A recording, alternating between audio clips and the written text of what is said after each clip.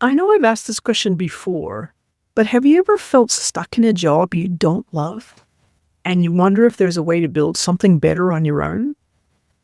Carol Kabaale, a Meta-certified ad strategist, knows exactly what that's like. She took a leap of faith, secretly quit her job without telling her fiancé, and started her own business. And as Carol puts it, I just knew if I told everyone around me, they'd talk me out of it, so I kept quiet and built my plan in secret. And it worked. So what if that daring move to follow your gut is exactly what's needed to break free and create the life you want? In this episode, Carol shares how she grew her business from one client to a full roster, the smart ad strategies she uses for her clients, and some insider tips on navigating Facebook ads without wasting their budget. Her journey and expertise are a must-hear for anyone looking to break into the online business world with confidence. And Carol's leap into entrepreneurship, combined with her expertise in ads, makes her the perfect guest to inspire anyone on the edge of their own big move. Welcome to the Online Business Launchpad podcast. I'm Trudy Rankin, and I bring you stories, tips, and advice from online entrepreneurs and experts who have overcome problems and challenges to get to success. Because they've done it, so can you, and they've got some wisdom to share with you. My mission is simple. I want to help you solve the challenges you face as an online business owner so you can have more time and money for yourself and your family and more choices in how you live your life.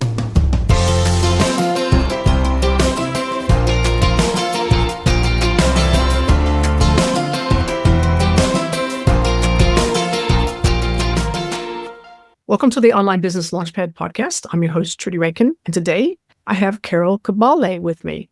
And Carol is a Meta-certified ad strategist, and she's going to be talking to us today just about her journey to that space where she's ended up becoming an expert and then setting up a digital agency. But I just wanted to say, Carol, thank you so much for being on the podcast.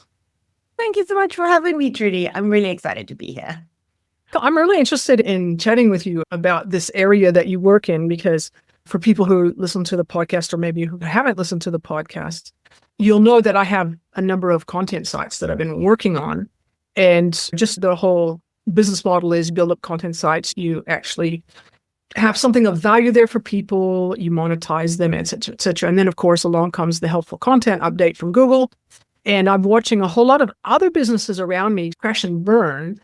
And I'm going, should I be continuing to try doing this? Because mine's going okay at the moment, but they're small, they're babies. Should I keep nurturing them and going on, or should I pivot and try and come up with another strategy for driving traffic to my website? And one of the strategies that came up was basically using ad arbitrage, using Facebook ads and buying likes and engagement to actually drive people to your own website. Now, I don't want to get into that just right at the moment, but that's one of the reasons why I thought myself and lots of other listeners will be really interested to hear what you have to say about this whole space, using ads to help grow and build your company. So before we get stuck into that side of things, can you just tell us a little bit about yourself, who you are, where you're from, a bit about your background, and what you do today to help people? Amazing. So, as you mentioned, my name is Carol Kabaale. I was born in Cuba, but I live in South Africa. It's quite nice here. And I came here and I did, as immigrants do, everything right. I went to school, I went to university, and I got my first big girl corporate job. And I worked in a hospitality company. I actually worked for Hilton in business development. And I did that for 4 years. And I'm not lying to you, the people were great. I would never change the people. Some of the people are still some of my best friends to this day. I had them at my wedding. They were just divine human beings. Now, the actual work was terrible. It was absolutely terrible. There was so much of it and never ending. And I was eager to please and young. I had like bright stars in my eyes and I was so proud of my first job that I would never say no to anything. I had no boundaries. And that quickly, back then I didn't have this verbiage, but I was burnt out. I was tired. I was drowning. It was a lot for one person to take on. And that being said, my now husband and I had been dating for 9 years. I often joke that he needed to find out my blood type before he actually married me. So I think he did. And then he proposed. And that being said, it's weird and it's a little bit woo, it's a little bit spiritual, but a moment in the movie where like your whole life flashes before you. You just see everything and you're like, that's honestly how I felt. I just felt, is the next 40, 60 years that I get to have on this planet going to be this? Is this my life? Constantly living past people, constantly missing out on life. And the other thing is, everybody who I considered successful was rather old, in my opinion. I was like, how are you only able to have this freedom in your late 40s, 50s, 60s? By that time, and I was pretty young, I was like, no one's going to want to see me with a bikini on a beach on Instagram. No, I want to enjoy that now. How do I live now? And I didn't know exactly what I wanted, but I knew I wanted that lifestyle. I wanted that freedom. I wanted that choice. And so I went to try to figure out how I was going to do it. What I really enjoyed most about my job in business development was the marketing aspect. I love data-driven decision making, and ads really allowed you to do that. So I went and I got a certification in doing ads. And I started small with a couple of clients that I was very open and transparent with. I said, hey, you're going to be my first practice client. You're the first one. Are you comfortable with that? And so it feels like an eternity ago now, but yeah, that's how we started, with the one, and then we grew, and now we're here like 6 years later with a whole agency and a team. Weird. Wow. Other fun facts though, that I do like to mention always. I have a little Boston Terrier. His name is Charlie, and he is the true love of my life. Don't tell my husband. He's like amazing. I love him. And I also love Chardonnay. I love books, and I love pizza. In fact, I love carbs. Like anything with carbs is really favorite. It sounds like you've been on a journey that a lot of, not just young people, but people who are much older have gone through and have had to go through, and to finally face up to the fact that they're not happy at their work. They've got to find a different way of doing this. Otherwise, the rest of your life's going to be dull, boring, mundane, and very unhappy. I'm going to ask you a sort of a curiosity-based question, because I find what you said fascinating, because in my past life as a chief information officer and a project manager, and I worked in corporate, had lots and lots of employees. And one of the key things that I found that tended to differentiate people who were going to succeed from people who were just going to coast, basically, was that when you asked them to do something that might be just slightly outside of the realm of what maybe they were doing just at the moment, they would say yes. And that would force them to learn new skills and new things. And I'm fascinated that you say that you said yes to everything, basically. Yeah. And you got to the point where it was too much and you were burnt out. If you were able to go back and coach yourself back then, knowing what you know now, what would you say to yourself when you were going, this is too much? I've said yes to too many things. What would you say to them? I'd honestly say to myself two things. I've thought about, it's weird you asked me this question because I've thought about it before. I would still firstly say yes to everything, as weird as that sounds, but I would probably have given myself a deadline of when to stop. And I say that because I feel like saying yes to everything really taught me what I do and what I don't enjoy. And I needed to go through that process to understand that. And then I would say to myself, once we've gone and we've set that boundary of, hey, let's do this for a year. Let's not do this for 4 years. The first year, let's learn as much as we can. Let's not 4 years into it, we're still doing it. The second thing I would say is I think you need to find your voice, because what stopped me a lot of the time was I was always the youngest person in the room. And it was very weird in my mind that I had the answers and these people would look for me for the answers, but then in the same breath, dismiss me as a human being because of my age. When they needed my help, I was very valued. But when they were like, Carol's just here, or Carol's just a millennial, that was the thing. So I think stepping and owning my power back then to be like, hey, I'm here because you need me. And you can't think of the things I think. would have actually brought the tone in and gave me a little bit of more standing up for myself and being like, no, we're not going to do that. And instead of, okay, yeah, that's me. I love that answer because it can take a long time. And I speak from hard experience. It can take a long time to find your voice and to have the inner or innate confidence to realize the value that you do bring into the room and know it in your gut instead of having to have people tell you that. You don't need to have somebody tell you, you know it. So as you went through this journey to the point where you wanted to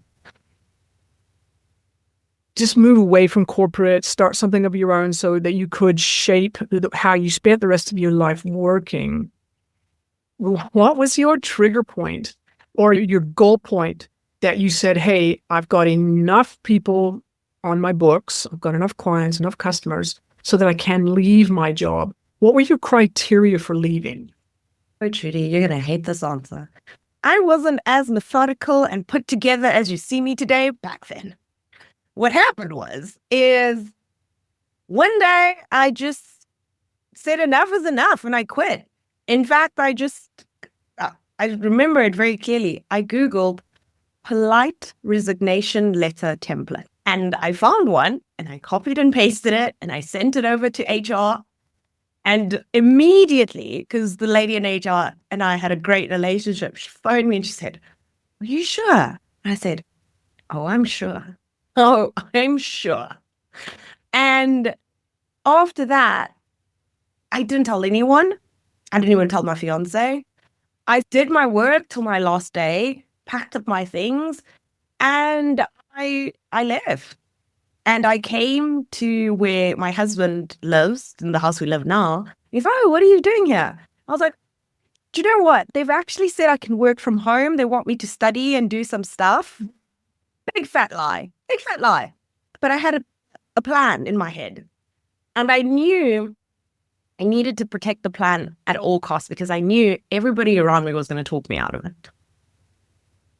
Because my parents are, again, they're immigrants, but they're professional people, they're doctors. That's all they're going to do all their life. Like, they don't understand that you can leave your job. Their job is their job. That's what they're going to do till they die. My husband, he's very logical. He's an engineer. So without telling him every single step, because I didn't have it, I didn't want to have that conversation with him. So he could find a fault in my plan and bring doubt. So I kept quiet. And I don't know, I don't really recommend it, but it worked out for me. I just lied and I kept it to myself. And I was like, I'm going to figure it out. And once I figured it out and I can own it and stand in this truth that no one can shake me out of this decision, then I'm going to tell people. And that's what I did until I finished my certification. I got my first kind of clients. And then my husband's not dumb. He was like, are you still doing that course for them? How are you working from it? He always had questions. I'm like, yeah, I'm still doing it. Yeah. Working on it, yeah. Working on it at all. Until one day I was like, okay, listen. I probably know you already know, but I quit a month ago. I don't have an income. I've been doing this thing. I have a couple of clients. They've been paying me a little amount, and that's what I'm doing now. And he was very supportive. But I think it's because I knew and I had a plan to give him. And it took me a while to get there. So, yeah, that's how I got there. That's interesting. That's fascinating because so many people have got so many different stories about how they went from employee to fully occupied and fully financially stable in their agency. And it doesn't always work out that well because you were in some ways, not without condoning the lie side of things. So often it's our loved ones who end up planting the biggest seeds of doubt in our minds about whether we can do this because they want, maybe for their own security, they want a fully fledged plan when there's no way in the world you can know what that is because you've never done this before. And how you do it is going to be different to how I do it and how somebody else is going to do it. So that's fascinating. That's an interesting story. So in terms of moving, once you've confessed, and you've got a couple of clients, how long did it take you to build up your clients until you had replaced your salary? Very quickly. I'm going to say by client number 3, I was matching my salary. And every client after that, I literally got to the point when I hit my first 8 clients, I'd made more money than I would have ever made in my position. Yes. And that was very weird. Also, because most of my clients, I was very fortunate. I work with clients who aren't necessarily based in the country that I'm based. So I'm very fortunate. I have an exchange rate that works in my favor, which is nice. So it was very easy for me to hit that goal and still be competitive in my market. So I was like, why would I ever go back?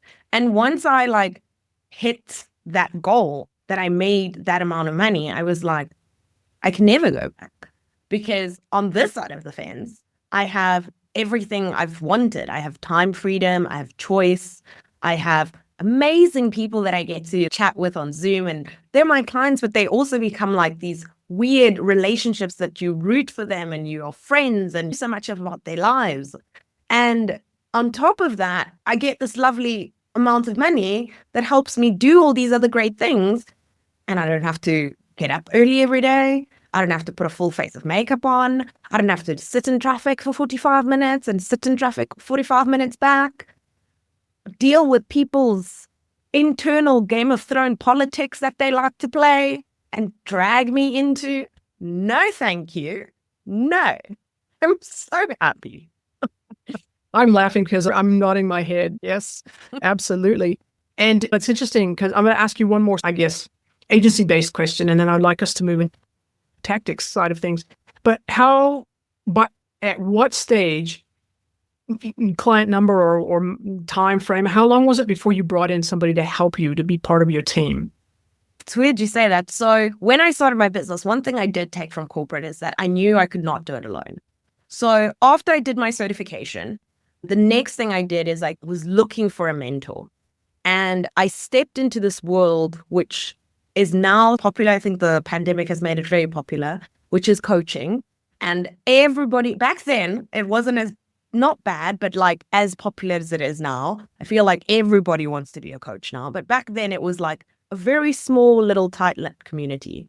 And I met this lovely woman and I hired her as my business coach. So when I was setting up my business and having my first client, my second client, my third, she was there the whole way. She was like, hey, so now this person is interested. Like, what proposal are you going to send them? I was like, what's a proposal? What's that? Oh, you need to send them this thing and it's got your, oh, okay, great. Carol went and built it. Carol went and sent it to her. Okay, with the proposal, you're going to need a payment link. How's she going to pay you? I don't know. Like, I have a bank account. Okay, but there's someone in there. She literally guided me through all these tiny little steps, all the way until I got to like about my 8th client. And again, I was by myself. Now, another fun fact there is that I thought I had to, and I dragged this with from my corporate life, which I don't like. I actually think I've had 3 versions of my agency. The first version was that when I was by myself and I did everything, Trudy, absolutely everything. I wrote copy. I'm not a copywriter, but I wrote copy. I built landing pages, not a web developer. I set up automations and I helped clients with things. I'm not a VA or an online business manager, and I ran ads. So I did everything and I was exhausted then too. And I was like, oh my gosh, what are we doing? And then it happened. I got my first ever, touch wood, first and only chargeback. And I remember it very clearly. My phone went like this, and it said like -$500. And I was like, what is this? What is happening here? How can it be in a negative? And I quickly learned not to bash that platform, but it's the blue one and we all use it. They like to take the complaints, the person who's complaining sides, besides hearing the seller, the service provider side. So this client had gone to them and said, hey, this person never did anything for me. And she got all her money back without asking me any questions. Then I had to prove, yes, I did the work, here it is. And I had to like compile all of this. And then I got my money back, which is actually quite nice. But in that moment, my coach and I were like, okay, I think it's time for you to hire. And I was like, hire? And I had again imposter syndrome because I was like, who am I in my 20s to be hiring anyone? Who's going to take me seriously? Are you kidding me? She's Carol. It's not about that. And the first person, she actually encouraged me to find someone either locally or like on Fiverr and give them one task. The idea was not that this person would be my employee for life, but I just needed to get used to the idea of having one person, giving them tasks, getting comfortable with that and being like, how does that relationship work?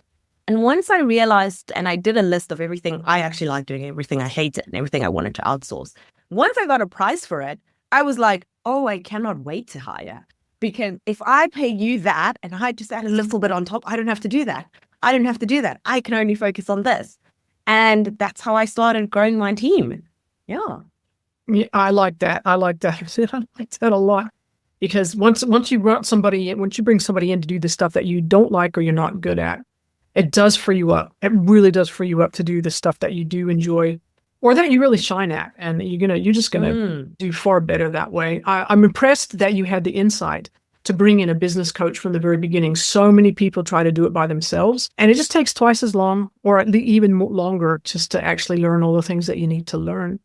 I want to circle back now to what I mentioned at the very beginning, where I was saying we've had this helpful content update, and there's these strategies that are flying around the internet, one of which is to use what they call, I've heard it called ad arbitrage, where you pay for Facebook, a certain type of Facebook ads to then generate traffic, and you obviously have to prepare content as well, but you generate traffic, which goes back to your website, where you've got Google AdSense on it, or you've got some of the Mediavine or one of the other things. You get more from the ads, from the traffic that goes to your website than you pay for Facebook ads, right? That's this arbitrage thing. Yeah. Can you just talk a little bit about that as a strategy, what you've seen about it? I'm sure that you have heard of it, because it's just all over the place. People selling courses on it and things. It's what's the fad of the quarter. Yeah. And what do we have this month? Yeah. I will say, before I answer your question, I just want to make sure everybody's on the same page as to what ads actually do, because that's the little bit of a teacher in me. And for anybody who's never heard of ads, or, oh, I don't know what it is, it sounds very scary, very technical, I've never thought about it. Ads are not a scary thing. I want to just remind you that. Ads just take whatever it is you have, whether it's a piece of content, whether it's a website you want to highlight, whether it's a lead magnet that you have, whatever your business has, or an actual physical product, and it just highlights it, puts a giant magnifying glass on it, and it says to people, hey, come here, come see this thing. It's happening now. So it's not a big scary thing. All it does is amplifies your message that more people can hear it. So to your point, a type of ad that you could run to something like that is like a traffic ad, where you're basically saying to Facebook. So in Facebook, you have different objectives of what you want your ad to do. So one of them is like awareness. You want to get eyeballs. With awareness, you can track things like reach and impressions. And what that means is how many people physically saw the ad. Now, that might be nice for brands who want to stay top of mind. You want to be like the obvious choice, right? There's a little yellow app that constantly wants us to buy from there, made in Asia. I think we all know the one. Once you see an ad for it, you can't unsee it. Awareness ads, constantly in your mind, right? Then the next type of ad that you could do is probably like a lead ad. And that one I would prefer as a nurturing ad. So it's because you give them something, they give you something. So I will give you this checklist, this training, this meditation, this ebook, this course. I will give you something and you will give me your email in exchange for it, right? Now, those are my favorite type of ads because I actually feel like you get something tangible. You get an email, which is worth something. This email, you can now nurture this person. You can reach out to them. And if Facebook goes to bits tomorrow, you still have an email. It's a very powerful thing, right? And then the last type of ads, which is the first type of ads that most people want to run, and I highly say, please don't do this, is a straight sales or conversion ad. So everybody wants ROI. Everybody wants money in sales. So they just go and say, okay, here's my product. Let's send traffic directly there. But the mistake with that really is, let's imagine the scenario. You're at a bar, right? You're at a bar, you're having a drink, and some person comes up to you and they're like, hey, marry me. I, who you are? Like, no, I don't know you. No, I'm not going to marry you. But if you follow awareness, they see you, you see them, you do some eye flirting with each other. Person comes over, buys you a drink, you guys start talking. And that's the nurturing. And then finally, he's like, hey, do you want to go on a second date? Do you want to go on a third date? Do you maybe want to get married? That's the conversion. You're more likely to say yes to that, right? Because there was all this warming up, because there was all this getting to know each other a little bit. And that's really what you need to do. Because if you don't do that, what's going to end up happening is that your sales, you know what? I'm not going to lie. Some people might just be like, yes, I'll marry you. Okay. But that is going to cost you. Your cost per result is going to be so high that is it even worth it at the end? I think that's a really good description. I like the way you talk about what ads really are. So notice my stuff. And which of course brings up the point that you've got to have good stuff before you run ads, because you can throw away. I'm going to tell you the one thing that I think that does really super scare people who have maybe played around in the ad space a little bit, and that is how much money you can spend and waste if you don't have everything lined up, got all your ducks in a row and things. So when you bring on a client, or when a potential client's talking to you, what process do you use to figure out or work out what kind of ad they should be, or ads they should be running for their particular business? So I mainly work with service-based businesses. So I have a little model that I like to follow. It's an automated marketing system. And what it does is the ads are the traffic. They'll put eyeballs on you. But like you say, we need to build everything else out. We need to have an emails campaign in place. We need to have nurturing happening in the background. From the emails, are we taking them to a sale? Are you inviting them to an event? Are you inviting them to a masterclass? Where are you taking them? Do you need them to get on a call with you? So those little channels are also mapped out. And then finally, do you maybe have a small product, something that's maybe just under $97 that can maybe offset the cost of running ads? Because maybe they're not ready to fully invest in all your services, but they're like, oh, that's nice. I'll just buy that for now and use that. And that tiny sale can help you to really offset what you're paying to get these people in here, right? So that's what I always tend to suggest, unless they are very insistent that they need one thing and one thing only. And then I want to understand why they think they need that one thing and one thing only. And then generally we come to some kind of compromise. Fine, we can run sales, but we are going to need to do retargeting as well. So everybody who sees the ad and doesn't buy, there's a strategy for getting them back to buying. So it's not just one ad, there's layers to this thing, right? So that's what I would do.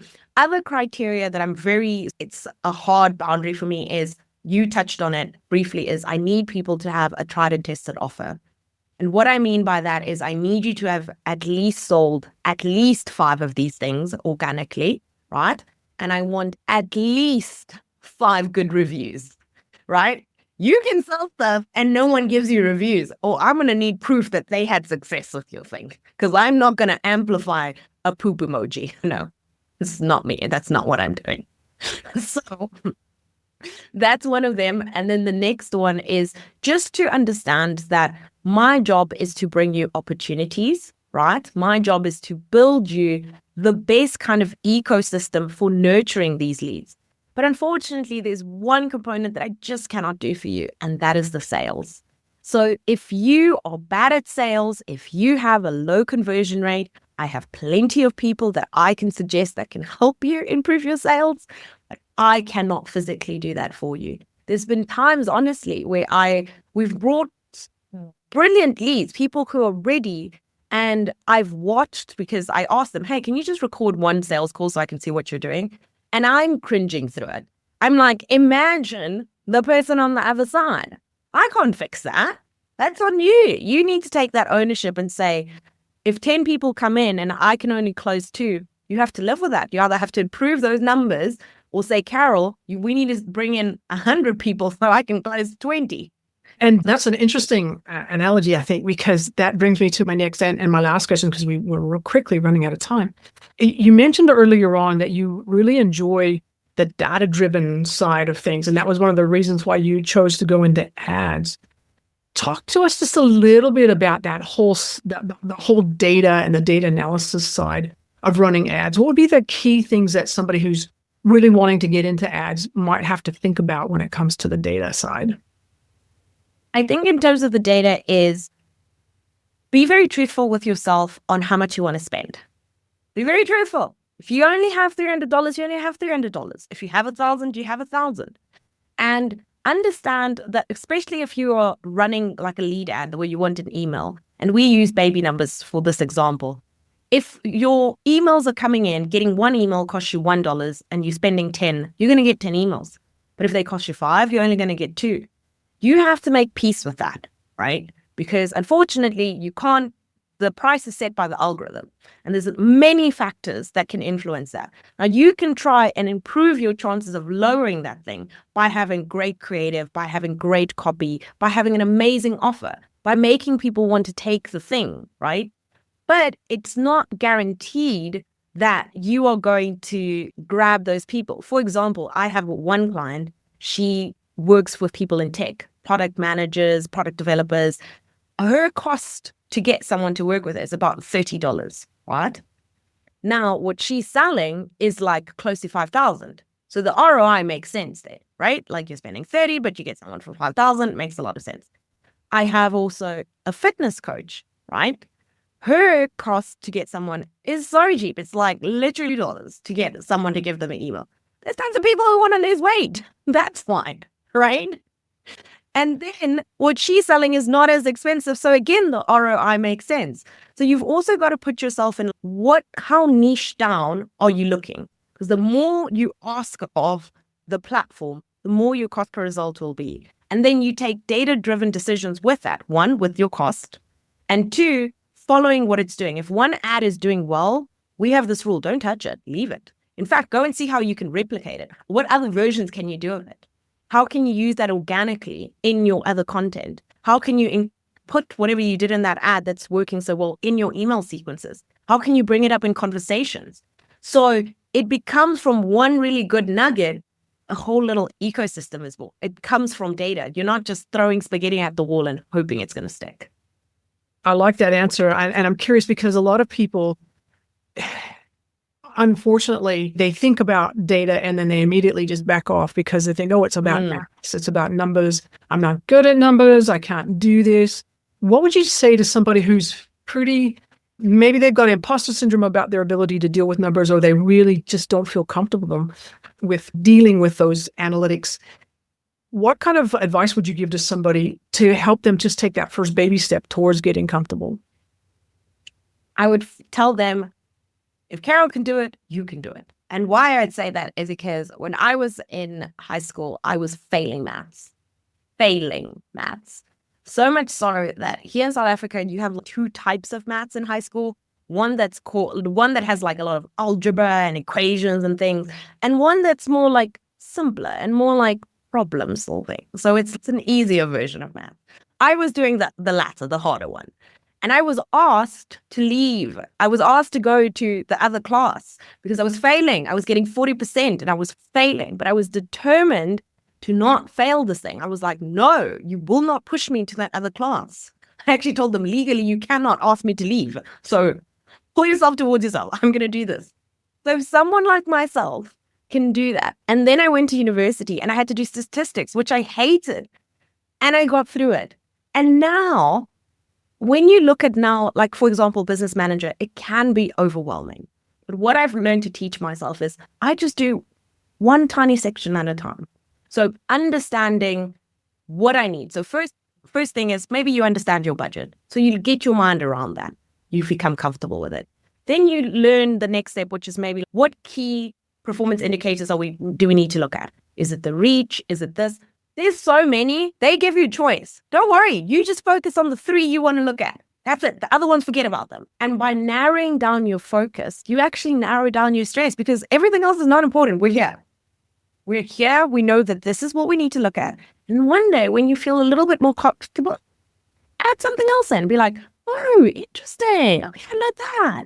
Add another thing in. Oh, this is interesting. And I promise you, by taking it one bite at a time, I don't know if you've ever read that book, Eat That Frog. I love that book. How do you eat a frog? One bite at a time. How do you overcome something that's scary? One step at a time. That's all you need to do. That's fantastic, because I know it is something that people do struggle with. So that's really good advice. Just take it one little bit at a time, get comfortable, then add in the next little bit. Carol, that's been really fantastic. I've really enjoyed talking with you and hearing what you have to say. If people are interested in either just reaching out and getting in touch, or if they're interested in working with you, where would they go? So I'm sure you can find it in the bottom of the show notes, but you can go to my website. It's Carol Kabaale. It's just my name and surname.com. And on there, I have a wonderful quiz. It's about 6 questions and it tests your ads readiness score. So if you found this fascinating and you're thinking, oh, maybe I should be running ads, don't worry, I got you. You can figure it out. This quiz will tell you if you're ready to invest and if you should be investing in ads right now. That's fantastic. And for people who are listening, you know that I love quizzes. I love a good quiz. That is my jam. That's my special area. So I'm really pleased to hear that you've got a quiz. And I'm sure people will enjoy actually going and trying it out, just finding out if they're ready for ads. Great. So thank you so much, Carol. It's been fantastic. Thank you so much for having me, Trudy. Thank you so much for listening today. I hope Carol's bold story of betting on herself reminded you that sometimes a little courage can help make the dream of business ownership come true. Her advice on setting up smart ad strategies was a really good reminder to always work with purpose. If you enjoyed this episode, please subscribe and leave us a review. Your feedback helps us reach more people who need these kinds of insights to keep moving forward. Thank you for joining me, and I'll catch you in the next episode.